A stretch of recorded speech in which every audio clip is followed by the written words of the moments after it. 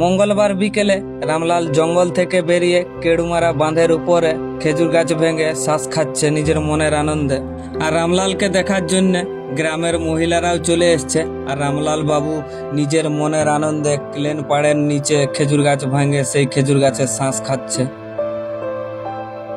সকলের কাছেই একটি বিশেষ অনুরোধ, রামলাল যতই শান্ত প্রকৃতির হোক না কেন ওর থেকে সব সময় দূরে থাকবেন, কারণ দুর্ঘটনা যে কোনো সময় ঘটে যেতে পারে, অতএব সব সময় দূরে থাকবেন।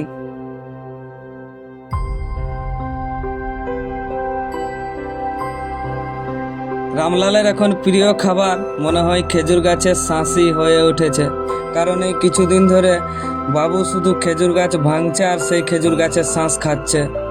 দিনের বেলায় বাবু গভীর জঙ্গলে থাকবে আর বিকাল হলেই বেরিয়ে আসবে জঙ্গলের সাইড দিকে খেজুর গাছ খেতে।